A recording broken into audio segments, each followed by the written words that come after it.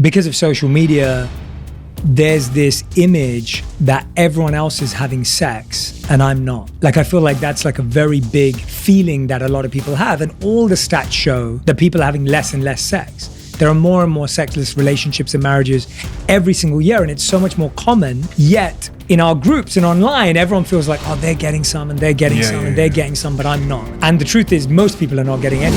Sexual chemistry and attraction and connection is all based on how someone feels about themselves. If someone themselves is not feeling taken care of by themselves, attractive, investing in themselves, growing, feeling like they're becoming more and better, it's very unlikely that they're going to want to share their body, mind, emotions, and heart with anyone else in the most physically intimate way, which is sex. It's just unlikely. And chances are, if you don't think you're having those conversations you want to have with your partner, where you are being open, where they are working on their values, where we do see each other striving, chances are that you're not going to want to have sex with them either. And so what we're seeing is that the challenge we're having in sex is actually coming from everything else that's going on. That there isn't a sense of growth, joy, purpose. Like, great sex is a byproduct of great connection and intimacy. It's not a replacement for or a source of. We've all used sex as a crutch. We've had relationships where every time we argued we had sex, it solved the problem. Every time something was going wrong, we had sex, it was figured out somehow. And the studies show that the chemicals released during sex make you feel like you're getting closer,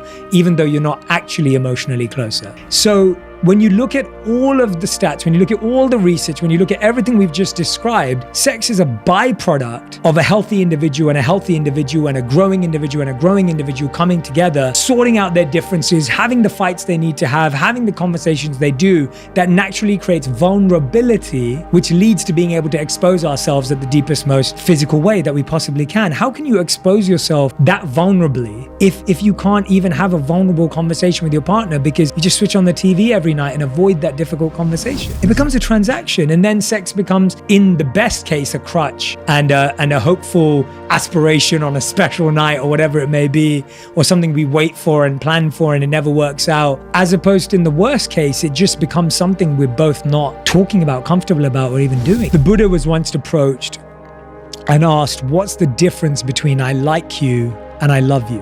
Which is a brilliant question. And the Buddha replied, when you like a flower, you simply pluck it. But when you love a flower, you water it every day. And to me, the one night stand, the porn, the dopamine hit, the release of chemical is the plucking, right? That's what we're all plucking all day long because that's all we can do. But the watering, the intimacy, developing intimacy, growing from entertainment to experiments, to experiences, to education, to engaging in service together, all of this creates so much intimacy that physical intimacy is a natural byproduct. It's not something you have to manage or engineer or manufacture. Like, it's not this separate thing. It's based on how close I feel to you. And the point is, we don't feel close to our partners because we don't do anything that makes us closer every day. Sleeping in the same bed as someone does not make you close to someone. Living in the same house as someone does not make you close to someone. The only thing that makes you feel close to someone is when you feel you can be open and when you feel seen, heard, and understood in your most vulnerable, darkest, and open time. If you can do that, everything else is going to work. But if you can't do that, you can't just make it happen